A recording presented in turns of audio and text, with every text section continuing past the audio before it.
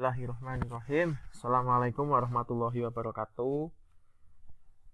Pada kesempatan kali ini kita akan membahas materi ke-12 terkait pengumpulan barang bukti audit atau kita istilahkan evidence. Prinsipnya adalah bagaimana sih mengumpulkan dan mengkaji barang bukti dengan layak. Mengapa? Karena barang bukti inilah nanti yang akan menjadi objek untuk kita analisis dan menyimpulkan kondisi saat ini dari objek tersebut. Ya, dari objek yang sedang kita audit atau kita evaluasi. Seperti yang sudah kita bahas di materi sebelumnya, bahwa kegiatan audit itu fondasinya adalah mencari bukti. Auditor supaya bisa memutuskan kondisi secara objektif, maka perlu evidence, barang-barang bukti terkait proses yang diaudit atau dievaluasi. Kemarin juga kita sudah menyinggung di materi sebelumnya bahwa evidence atau bukti terkait dokumen-dokumen ya itu erat kaitannya dengan konsep internal control atau pengendalian internal, di mana di dalamnya ada 4 jenis dokumen, mulai dari policy, kebijakan, standar, prosedur, atau guidelines. Ya, pada dasarnya itu bentuk-bentuk dokumentasi dari pengendalian. Ya, karena aktivitas pengendalian tanpa didasari dengan dokumentasi semacam itu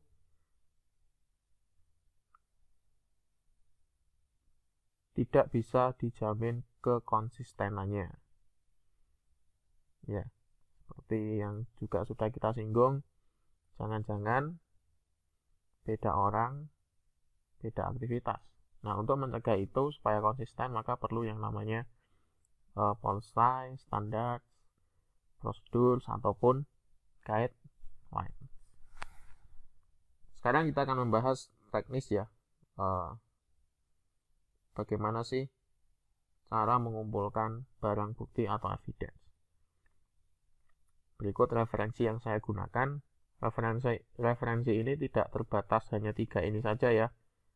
Anda bisa memperkaya nanti apabila memang ada referensi-referensi lain yang ada kaitannya dengan teknik pengumpulan data. Ya, di kerangka ilmiah yang kita maksud dengan barang bukti itu ya berarti mengumpulkan data sebetulnya. Karena dari data itu nanti kita akan analisis, kemudian kita simpulkan menjadi informasi-informasi yang akan menjadi umpan balik untuk kegiatan evaluasi-evaluasi yang kita lakukan di dalam kegiatan audit.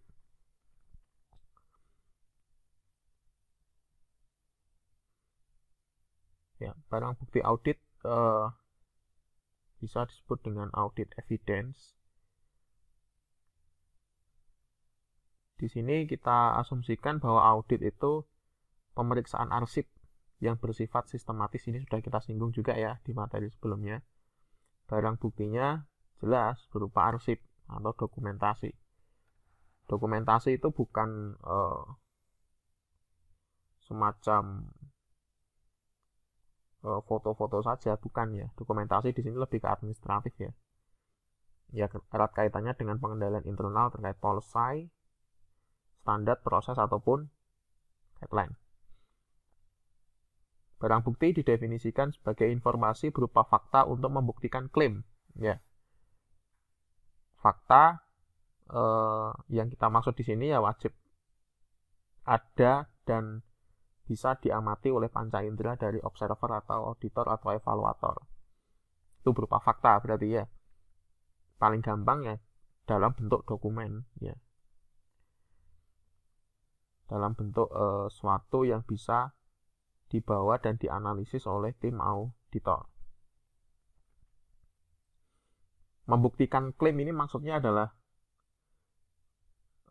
sepanjang jalan kegiatan audit kan pastinya auditor bertanya ya, apakah misalnya ya, apakah di organisasi ini pernah dilakukan perencanaan strategi sistem informasi misal, atau indikator atau kriteria yang digunakan menuntut ada yang semacam itu, harus punya perencanaan strategi sistem informasi. Kemudian pihak organisasi bilang bahwa punya dan pernah dilakukan. Nah, secara dialog kan, kalau secara sederhana ya, mana buktinya kalau memang itu dilakukan. Nah, berarti di sini kita sudah masuk ke ranah penggalian barang bukti atau evidence itu sendiri. Kemudian dokumentasi itu cara tertulis ya, yang 4 kemarin itu, yang 4 jenis itu ya. Cara tertulis agar operasionalisasi dan pengendalian aktivitas atau suatu proses lah intinya ya, di dalam organisasi memiliki konsistensi. Ini yang saya sampaikan berulang-ulang ya. Aktivitas di dalam organisasi itu praktek baiknya adalah berupa aktivitas yang konsisten. Adapun perubahan yang terjadi itu pun didasari pada aturan yang ada perubahannya. Ya. Karena sifatnya konsisten, maka di sini dimaksudkan bahwa suatu saat apabila ada perubahan di dalam struktur organisasi atau berganti orang, berganti personalia, maka aktivitasnya ya sama saja. Ya. Atau aktivitas yang dilakukan oleh personalia itu bukan ide personal ya, ide subjektif atau inisiatif sendiri. Tidak ada yang menyuruh ya, karena nanti dikhawatirkan hal tersebut tidak bisa diawasi, tidak bisa dievaluasi juga ya, tidak bisa ditularkan kepada orang lain kalau memang itu adalah aktivitas yang baik. Kemudian jangan-jangan pas melakukan itu pas moodnya bagus, nanti kalau moodnya berbeda nggak dilakukan lah. Itu kan ketidakkonsistenan semacam itu kan kalau di manajemen kan merusak ya. Meskipun aktivitasnya baik ya, tapi kalau dipandang dari sisi manajemen, karena itu tidak konsisten, karena itu inisiasinya itu ya pas itu saja, maka itu ya pasti akan banyak aspek yang terdampak ya. Misalnya tiba-tiba ingin mengadakan aplikasi tertentu ya untuk unitnya. Nah, itu kan ada aturan mainnya seharusnya kalau di manajemen atau tata kelola teknologi informasi yang bagus ya.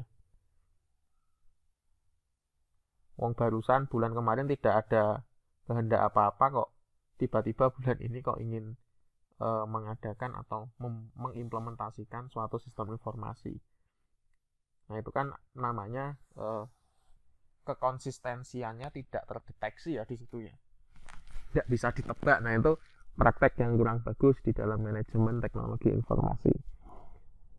Baik, kemudian dokumentasi kemarin sudah kita bahas di materi sebelumnya, ada policy, ada standar, ada guideline, ada prosedur. Ini perbedaannya mohon betul-betul diperhatikan ya, biar kita punya sensitivitas ketika membaca atau menemukan suatu bentuk dokumen di dalam organisasi. Dokumen yang kita baca itu posisinya ada di policy, standar, guideline, atau prosedur ya. Tentunya yang melatar belakangi atau menjadi pondasi adanya prosedur, guideline, dan standar itu ya pasti sebuah policy ya, kebijakan atau rule of the game yang sifatnya general. Ya general pun ya tetap harus terdokumentasi ya, karena tadi intinya adalah adanya konsistensi, adanya kejelasan juga. Baru nanti biasanya polosai itu dilampiri atau mungkin dokumennya terpisah juga, tidak masalah ya, karena dia mereferensi nanti ya, ada standar, guideline, dan prosedur. Kemudian auditor membutuhkan barang bukti untuk mendeskripsikan keadaan objek yang diaudit dan menyusun rekomendasi di laporan audit. Ini yang penting ya, rekomendasi di laporan audit. Jadi rekomendasi ini bukan hal yang main-main, bukan hal yang hanya lip service, omong kosong ya. Nah, rekomendasinya kan pasti pihak yang dikasih rekomendasi loh, alasannya apa kok ngasih rekomendasi kayak gini. Nah, maka diperlukan bukti-bukti tadi untuk memperkuat argumen, untuk membuktikan keadaan existing ya, keadaan saat ini terkait objek yang sedang diaudit. Ilmiah ya, di dalamnya ilmiah sekali kerangka di dalam kegiatan audit itu. Contoh-contoh barang bukti audit ya, ini tergantung kriteria atau standar yang kita pakai itu menuntut ada dokumen apa ya. Pasti standar itu ada proses atau aktivitas yang menjadi indikator bahwa objek itu bermutu ya. Ada dokumen kebijakan ya, kalau di SPBE ya, ini saya contohkan di SPBE EGAF ya, sistem pemerintahan berbasis elektronik. Dan yang diminta di situ kan ada dokumen kebijakan, ada dokumen rencana induk, ada dokumen evaluasi rencana induk. Artinya ada dokumen yang isinya adalah evaluasi dari rencana induknya tadi. Kemudian ada pemutakhiran rencana induk SPBE. Jadi update dari dokumen ini itu juga diatur, ada dokumentasinya, sehingga track record atau histori dari perubahan dokumen itu juga bisa terpantau. Dokumen perbaikan proses bisnis, misalnya ada proses bisnis yang perlu diimprove, itu juga tercatat dalam bentuk dokumen-dokumen semua ya, makanya namanya dokumentasi. Kemudian dokumen SOP layanan pusat data misalnya. Kemudian ya, screenshot layanan aplikasi ini diminta secara khusus ya, biasanya kalau yang semacam ini bisa screenshot, bisa portofolio, bisa SKPL atau apapun itu yang semacam diary book dari objek yang sedang diaudit ya, berarti dinamikanya itu semua tercatat. Dokumen arsitektur aplikasi, bahkan kerangka arsitekturnya pun diminta ya, dari aplikasi-aplikasi yang mungkin sedang dijadikan objek audit.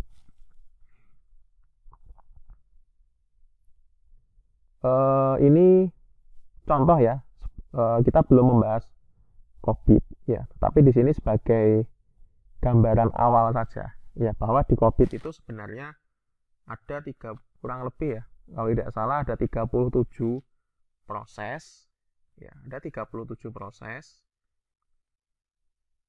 atau di sini konteksnya adalah 37 proses ini bisa menjadi 37 objek audit ya. Nah, salah satu nama prosesnya itu adalah APO 01 gitu aja, sementara kita sebut gitu saja. APO itu kan singkatan ya, nanti akan kami jelaskan ya, Align, Plan, dan Organize. Itu salah satu nama proses di dalam COVID-5. COVID-5 itu adalah salah satu produk best practice terkait tata kelola teknologi informasi. Best practice maksudnya adalah dia adalah sekumpulan pengalaman-pengalaman yang dianggap sukses dalam kegiatan pengelolaan teknologi informasi, sehingga dirangkum, dipilih, dipilah, kemudian dinamai COVID-5. Tentunya dia update dari COVID versi sebelum-sebelumnya ya, sampai 5, bahkan ada yang saat ini sudah COVID 2019 sebetulnya. Nah, kita kembali ke sini ya, APO 01 itu salah satu objek yang bisa diaudit ya. Ada 37 proses atau objek.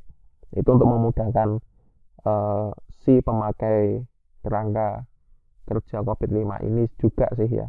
Jadi dia bisa, untuk proses ini saya pakai APO 01 misalnya di sini ya.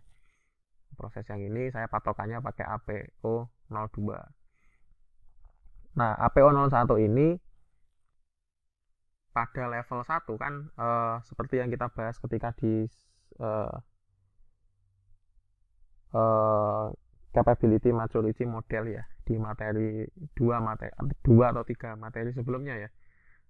Itu kan ada peringkat ya, kematangan, atau kalau di COVID itu capability ya, kemampuan dari sebuah proses atau objek yang sedang diaudit.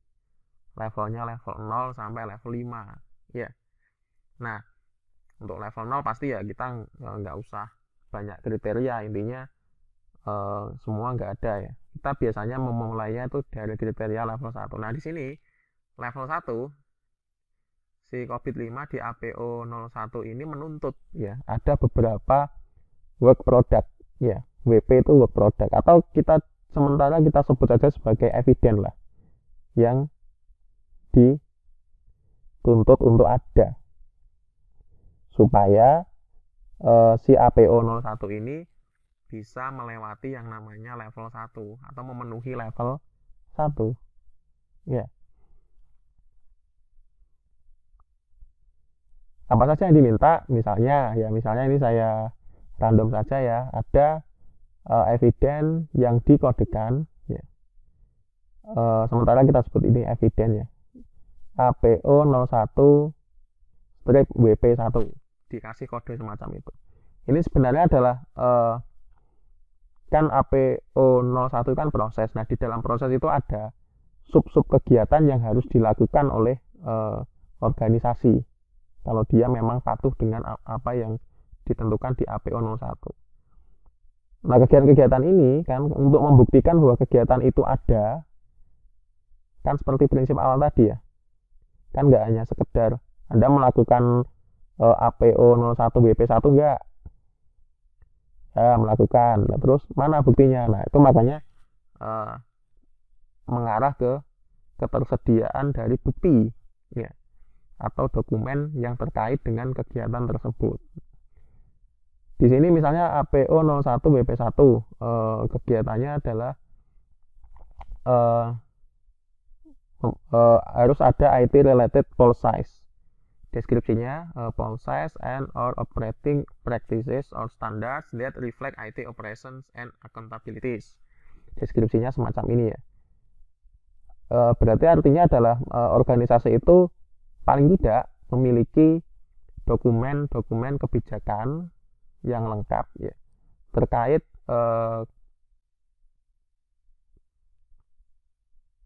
implementasi atau operasionalisasi dari teknologi informasi. Bisa berbentuk policy, standar, kemudian prosedur atau guideline ya. Kemudian di COVID-5 ini memang tidak mengatur formatting dokumennya, tidak ya, karena kan tiap organisasi bisa menerjemahkan atau punya format sendiri-sendiri kan ya untuk policy itu. Yang penting di sini adalah ada indikasi bahwa di organisasi itu dianggap melakukan APO 01 WP1 ini apabila memiliki dokumen-dokumen yang dimaksud di sini, entah apapun bentuknya, entah apapun formatnya. Kemudian misalnya lagi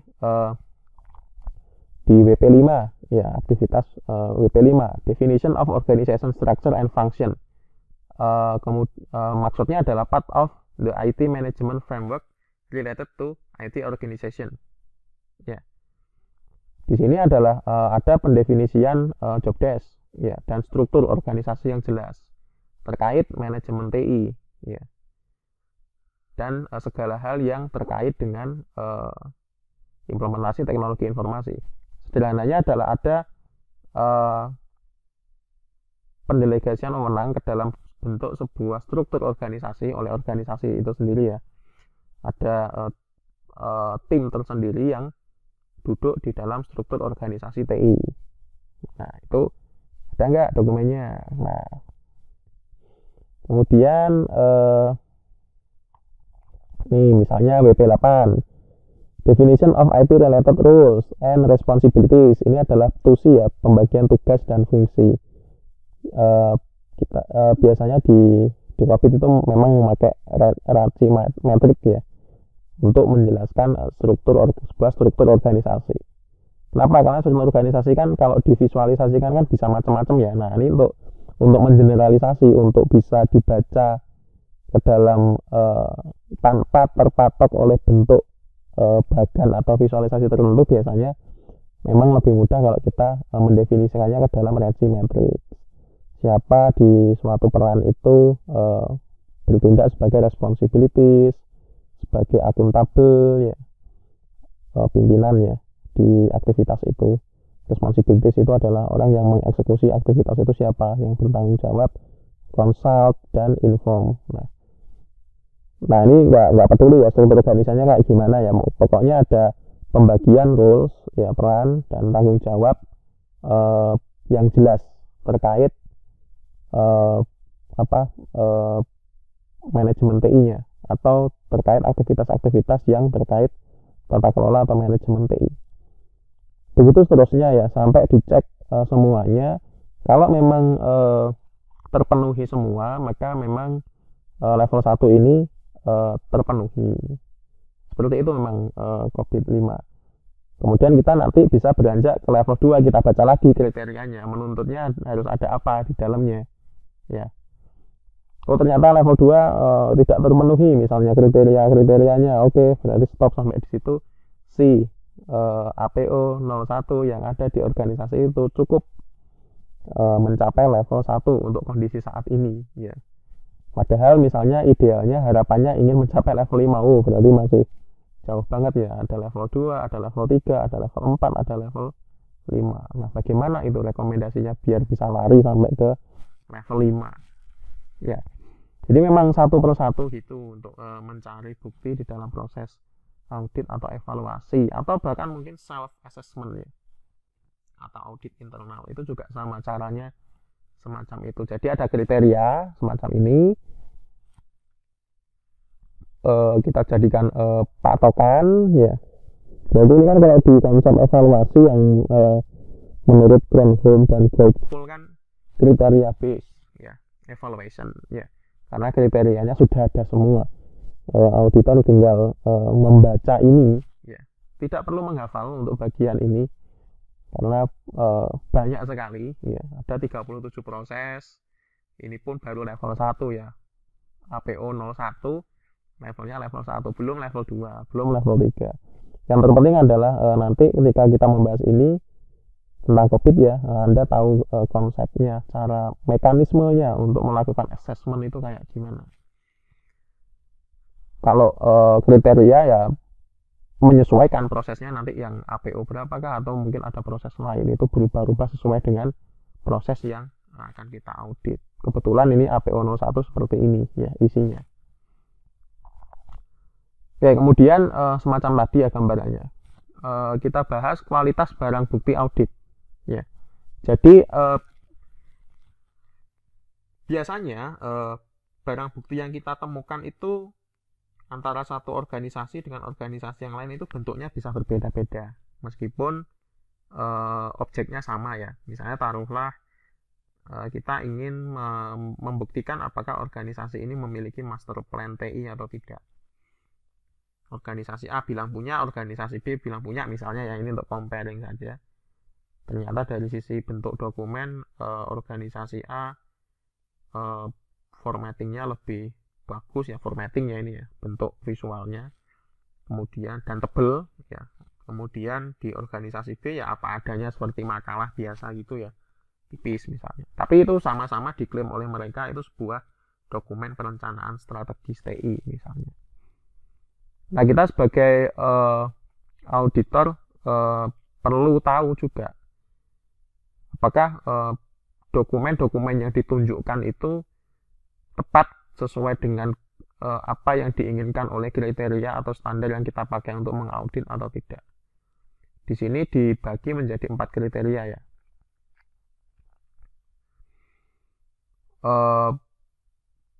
ada kriteria sufisien, kompeten, relevan, dan useful. Sufisien itu adalah, ya kita anggap itu cukup ya, siapapun orangnya akan menghasilkan kesimpulan yang sama berdasarkan barang bukti yang sama. Misalnya di dalam tim audit itu kan lebih dari satu ya biasanya yang memeriksa. Saya bilang ini master plan ini layak ya, karena lengkap ya, mulai dari bagian depan, visi misi, kemudian keterkaitan antara inisiasi project, kemudian paket pekerjaan sampai penganggaran, timeline, semuanya jelas ya. Tapi tim saya misalnya si B menganggap ini kurang layak ya misalnya. Nah itu kan ada perbedaan. Nah sufisien itu adalah posisinya antara saya dan tim-tim yang lain yang sedang memeriksa dokumen itu menganggap barang bukti itu layak ya, sama-sama oh ya ini dokumen master plan yang bisa digunakan ya, simpulannya sama padahal barangnya satu ya, melihat barang yang sama tapi menyimpulkan hasil simpulannya sama. Nah itu sufisien, cukup ya. Apakah sufisien saja itu sudah bisa memenuhi bahwa barang bukti itu bisa dipakai atau tidak? Tunggu dulu. Yang kedua ada kriteria kompeten ya, layak. Barang bukti didapatkan dari teknik pengumpulan data yang memadai, yang jelas ya. Misalnya ini ada kaitannya dengan kaidah ilmiah ya. Kalau kita ingin menggali data dengan cara yang sifatnya kuesioner ya kita harus selayaknya bagaimana sih memberikan kuesioner itu ke responden atau angket ya biasanya, atau melalui wawancara ya, dengan cara wawancara yang profesional, yang selayaknya wawancara, bukan sambil basa-basi, sambil apa kemana-kemana jawabannya, nanti ketika ditranskrip hasil wawancaranya tidak bisa menyimpulkan apa-apa. Nah itu kan berarti untuk unsur kompeten ini kan atau kelayakan ini kan dari sisi cara pengumpulan data kan tidak memenuhi. Yang ketiga, nggak hanya sufisien, nggak hanya kompeten, harus relevan, sesuai. Ada kesesuaian dengan objek audit dan dapat digunakan sebagai dasar temuan dan rekomendasi. Ini contohnya adalah kalau kriterianya meminta dokumen master plan ya, yang kita minta ke responden ya dokumen master plan. Dan si responden yang ngasihnya ya dokumen master plan, bukan dokumen yang lain ya. Titik amannya di situ ya, kita mengikuti apa yang diminta oleh kriteria atau standar yang kita gunakan sebagai patokan untuk mengaudit. Kemudian kriteria yang keempat adalah useful, berguna, dapat digunakan organisasi untuk memperbaiki objek yang telah diaudit sehingga tujuan organisasi dapat tercapai. Artinya kemungkinan kedepannya barang bukti itu kan akan tetap akan disimpan ya oleh organisasi yang bersangkutan sebagai bukti kan ya. Nah itu suatu saat apabila rekomendasinya itu adalah untuk memperbaiki dokumen ya, acuannya ya dokumen yang sudah ada itu ya, yang sudah dimiliki. Misalnya master plan yang perlu diperbaiki itu ya titik awalnya ya dari situ, jadi nggak membuat ulang dari awal. Jadi ada kegunaannya di situ barang bukti yang dikumpulkan.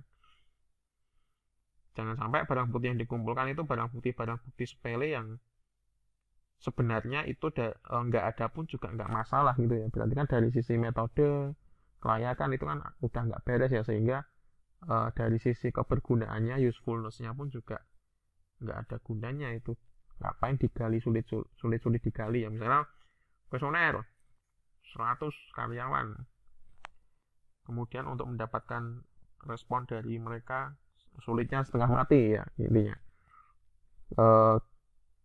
Setelah didapatkan, dihitung ternyata data atau informasi yang dihasilkan nggak begitu berguna. Nah itu kan sangat sia-sia sekali ya.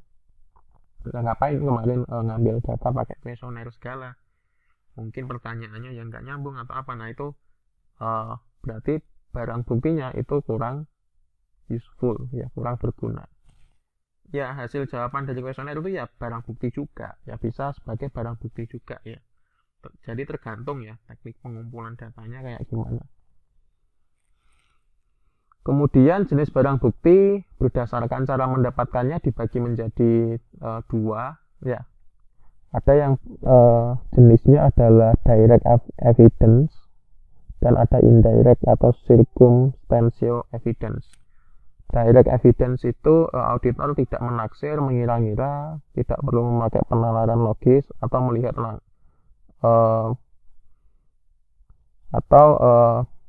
si auditor itu melihat langsung ya barang bukti yang diinginkannya. Bukti berupa dokumen tertulis atau kesaksian, misalnya pernyataan yang secara langsung didengar dari auditi pada auditor.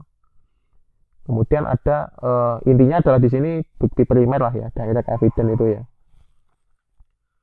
Pengamatan misalnya auditor melihat langsung bagaimana sih pegawai mengoperasikan suatu infrastruktur teknologi informasi. Kemudian dari dokumen auditor melihat langsung yang master plan-nya kayak gimana. Atau ketika dilakukan wawancara si auditor yang mendengar langsung ya respons dari responden ya. Kemudian ada yang indirect atau circumstantial evidence atau tidak langsung. Bukti yang didapat dari mengira-ngira, penalaran logis dari auditor sendiri. Dianalisis dulu baru dapat terbentuk barang buktinya. Bisa berupa hasil analisis. Nah, ini berupa kuesioner tadi ya. Itu kan indirect ya. Maksudnya gini, kalau mereka nggak dikasih kuesioner, mereka kan nggak bisa menghasilkan data kuantitatif tadi kan ya. Nggak bisa menghasilkan visualisasi grafik misalnya. Nah, itu perlu dilakukan penggalian data kemudian diolah kan ya. Nah, barang buktinya emang ya visualisasi tadi dari hasil kuesioner. Nah, itu indirect. Berbeda dengan dokumen master plan kan sebelum auditor datang pun kan sudah established ya, sudah tersedia ya dokumen master plan-nya. Kan berbeda dengan data kuesioner tadi. Sebelum si auditor datang kan mereka belum punya ya, asumsinya semacam itu. Atau hasil analisis atau pengkajian dari dokumen-dokumen yang lain ya. Ini masih berserakan nih barang buktinya, ada dokumen polsai, ada dokumen infrastruktur ya.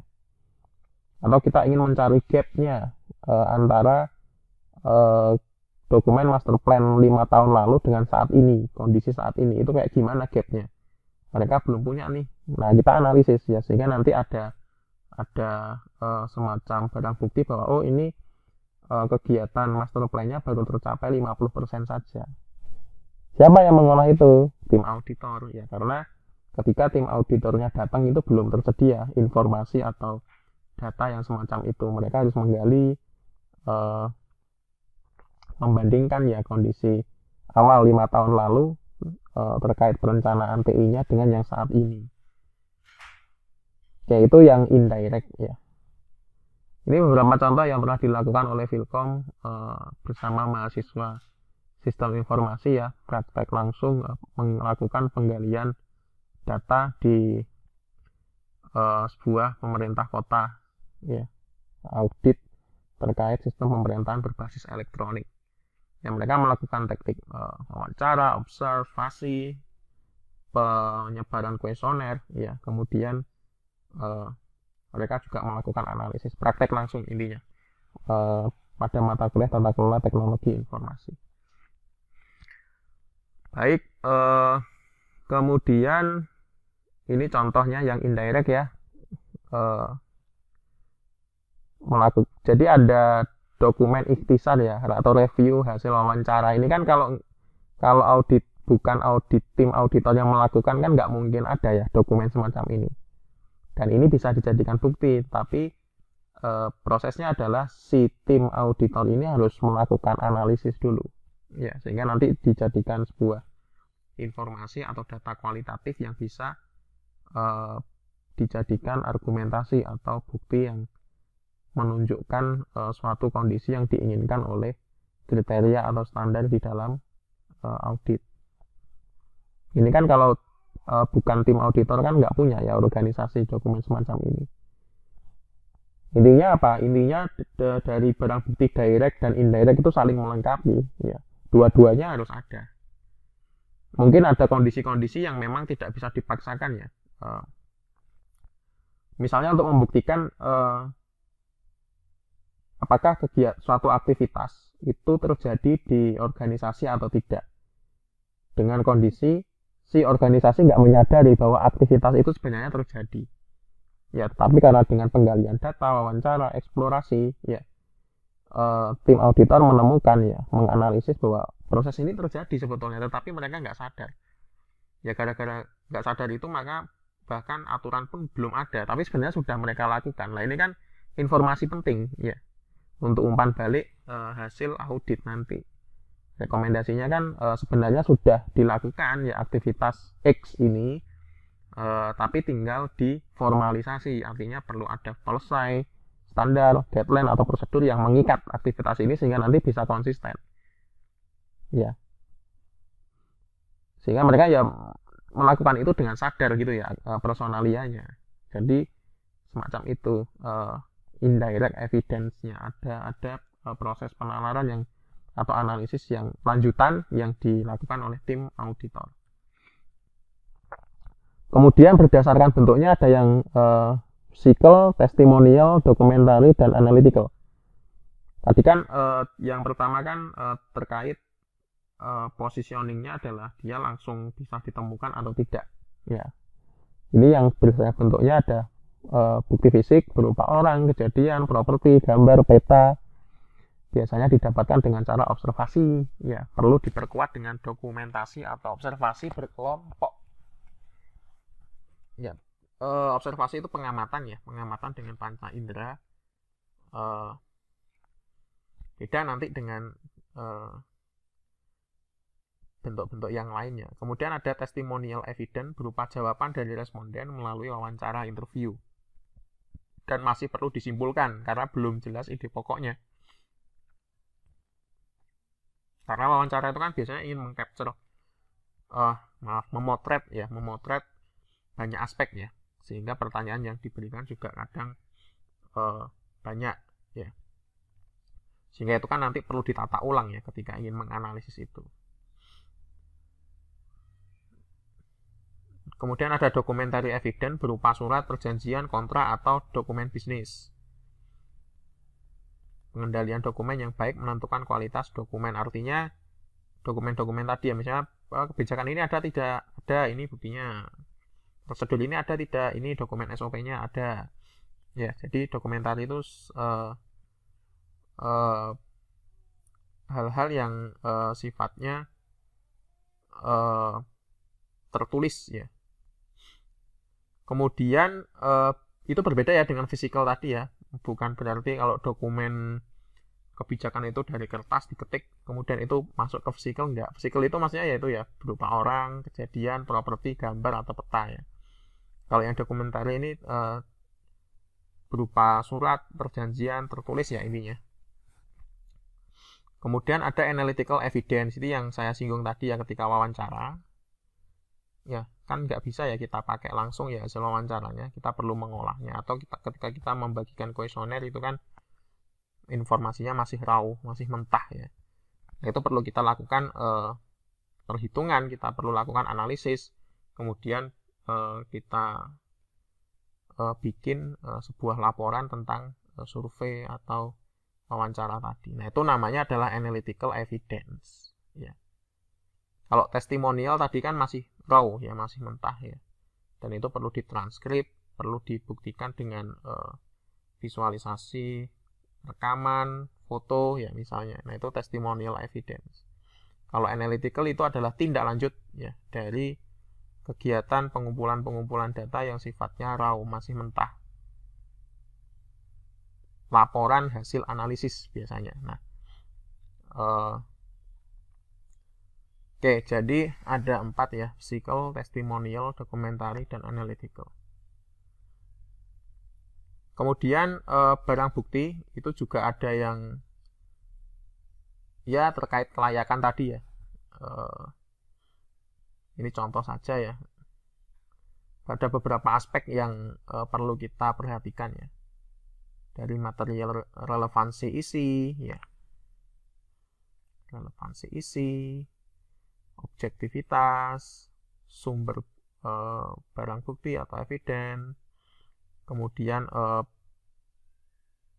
kelayakan dari pihak yang memberikan barang bukti tersebut, cara menganalisis barang buktinya, kemudian reliability-nya ya, reliability dari hasil analisis barang bukti. Ya intinya ada yang masih kurang dan ada yang cukup, ada yang baik ya. Ini tantangannya seperti itu ya semua. Oke, kita lanjut saja. Ini kemudian siklus hidup barang bukti ya. Ini identik dengan kaidah yang ada di digital forensik ya sebetulnya. Ada identifikasi barang bukti, pengumpulan, kemudian barang bukti itu disimpan ya, kemudian dianalisis, kemudian apakah perlu analisis lanjutan atau tidak ya, kemudian dipaparkan hasilnya, dilaporkan ya, kemudian dikembalikan ke pemilik. Baik, kemudian contoh siklus hidup misalnya ya, ini identification misalnya, auditor mempersiapkan diri lah, intinya kriteria apa saja yang diinginkan oleh objek audit, apa yang diinginkan atau yang dituntut ya oleh standar itu tadi terkait objek audit. Di sini saya contohkan lagi APO 01 tadi ya, berada di level 1 misalnya, itu sebetulnya menuntut ada 40 bukti dokumen ya, kalau bisa mencapai sampai level 5. Kemudian masih di identification, auditor juga perlu mengenali, menentukan ya key person atau orang-orang penting yang dianggap sumber dari 40 dokumen ini nantinya ya, atau menjadi sumber barang bukti. Barang bukti harus didokumentasikan dengan jelas ya. Didokumentasikan di sini artinya di kegiatan penggalian barang bukti itu juga perlu didokumentasikan, direkam atau difoto gitu ya, atau dicatat ya, berita acaranya. Kemudian pada tahap collection terjadi saat pengambilan data ya, semua dokumen baik hard maupun soft copy, asli maupun pinjam atau hasil penggandaan, fotokopi maksudnya, yang didapatkan terkait APO 01 ditata, disimpan dengan baik agar barang bukti tidak rusak, tidak tertukar, dan bahkan mungkin hilang ya. Karena memang ada barang bukti yang sifatnya rahasia ya, kadang-kadang rahasia organisasi maksudnya.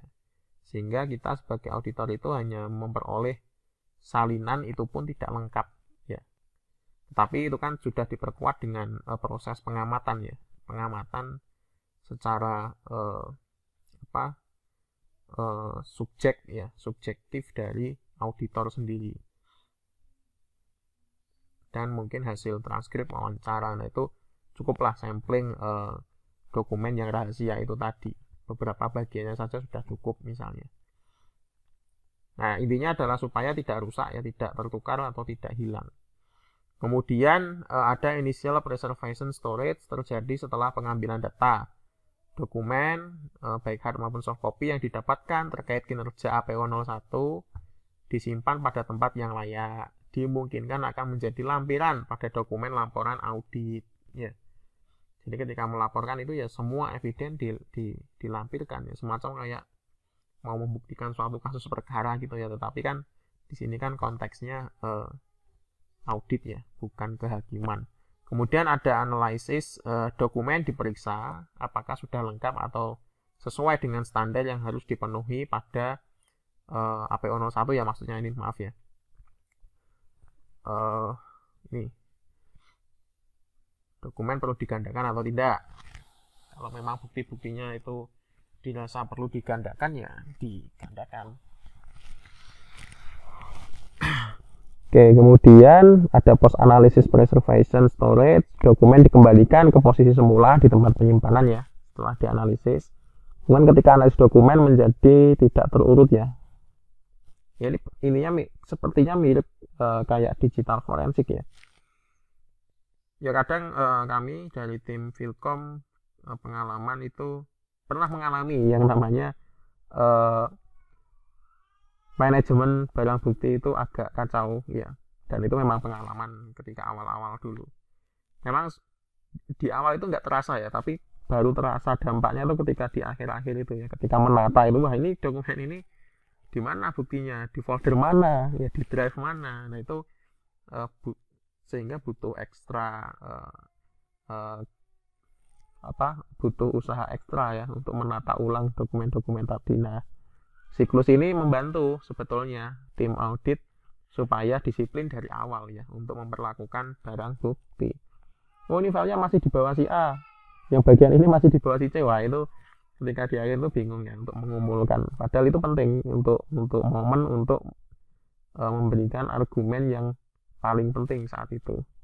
Kemudian ada tahap presentation, menyajikan hasil analisis, biasanya present ke stakeholder yang ada kaitannya dengan objek yang diaudit ya, mulai dari perwakilan dari pimpinan ya, manajemen tengah, dan sampai manajemen operasional. Kemudian tahap return to owner, ya kita kembalikan semua barang bukti, terutama yang asli-asli itu ya, kita kembalikan ke mereka. Oke, ini tadi ya visualisasi untuk APO 01 ya. Ini akan kita bahas di materi berikutnya. Ini hanya untuk gambaran saja ya, di COVID 5 itu ada 37 ya, kurang lebih proses ya. Ini yang kotak-kotak ini proses namanya, kotak-kotak kecil ini. Tadi kan yang kita jadikan contoh kan APO 01 ya, ini ya, kotak ini. Kotak-kotak yang lain ini nanti juga ada kriterianya, ada standarnya ya, yang perlu dipenuhi. Misalnya untuk level 1 bagaimana, level 2 bagaimana. Nah, proses ini dibagi ke dalam 5 kelompok ya. Ada kelompok EDM, ini disingkat ya, EDM, APO ya, Align, Plan, Organize. EDM itu Evaluate, Direct, Monitor. Kemudian ada domain DAI, Build, Acquire, Implement. Kemudian ada domain DSS, Deliver, Service, and Support. Kemudian ada domain MIA.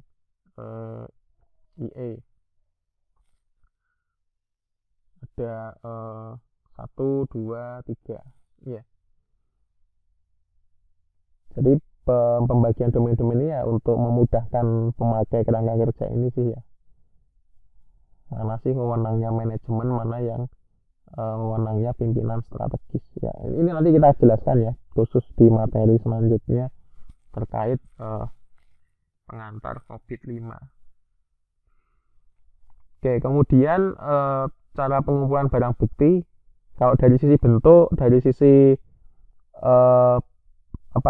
cara mendapatkan yang direct indirect, sebetulnya itu sudah jelas ya, bagaimana sih teknik pengumpulannya ya. Bisa questionnaires ya, bisa interview, bisa observation ya.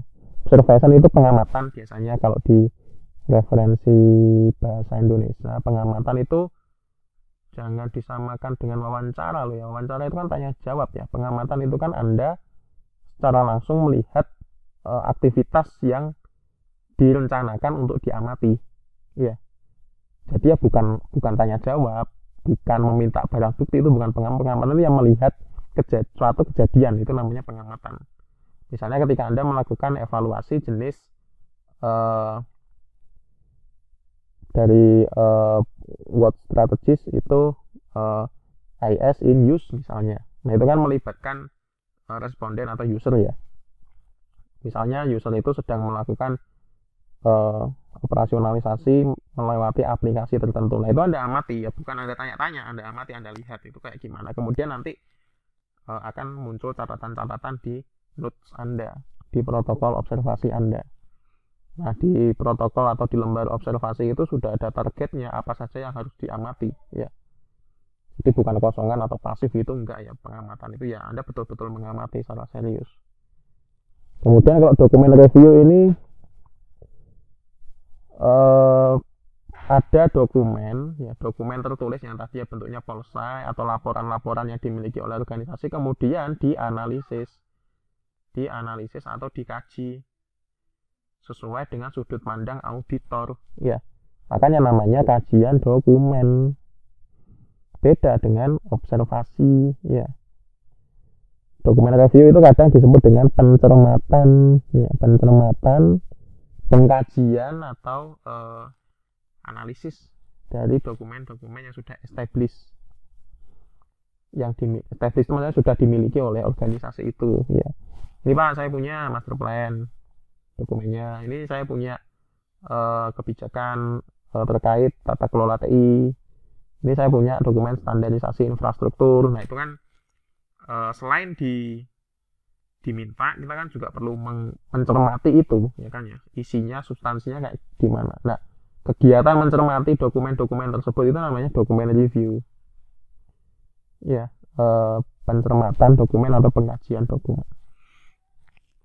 Kalau observation banyaklah secara kaidah ilmiah ada observation yang partisipan, non partisipan ya, itu banyak, itu beda referensi biasanya menggolongkannya berbeda-beda. Intinya prinsipnya adalah ada hal yang diamati secara langsung.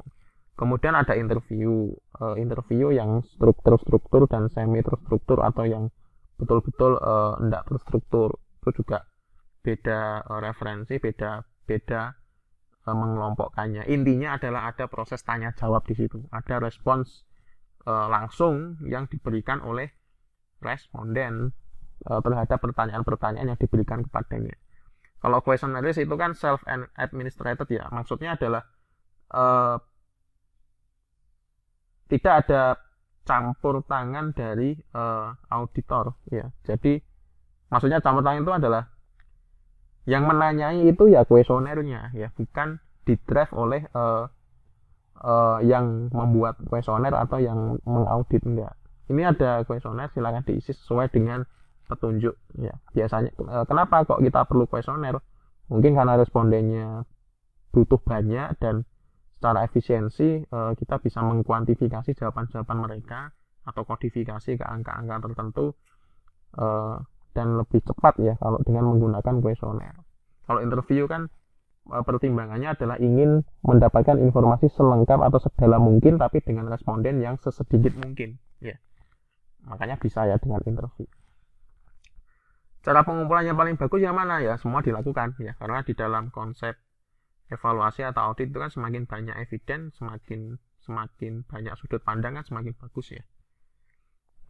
Tapi ya dikembalikan ke yang kemarin itu ya, audit manajemen sistemnya ya.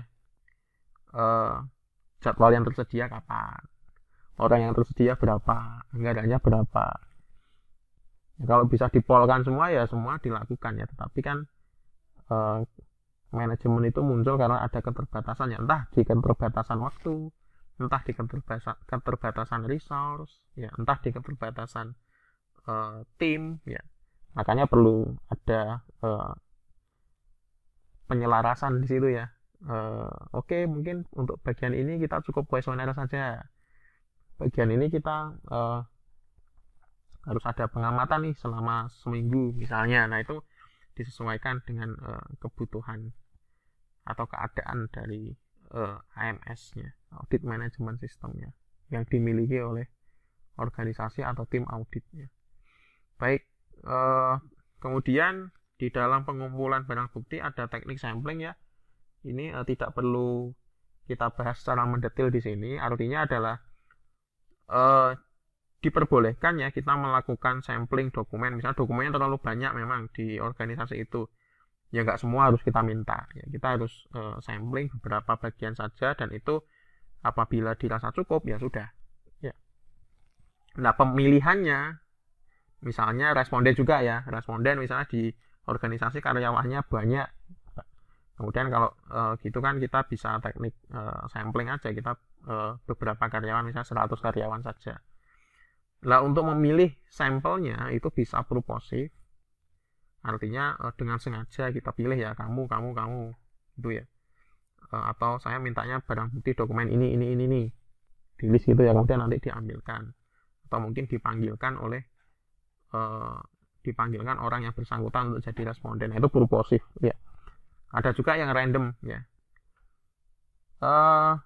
Dari absen 1 sampai 1000 misalnya karyawannya, saya minta secara random saja, ini absen 1, absen 5, intinya angka random gitu ya. Atau dokumennya nanti kita undi aja, mana sih dokumen yang bisa kita ambil ya. Nah, itu random namanya. Intinya untuk memilih itu ada yang sengaja ditunjuk atau sesuai dengan probability atau unsur peluang di situ ya. Jadi nggak tahu, kita buta ya siapa nanti orangnya yang muncul, kita pokoknya random ya, dengan prinsip-prinsip yang ada di statistik ya.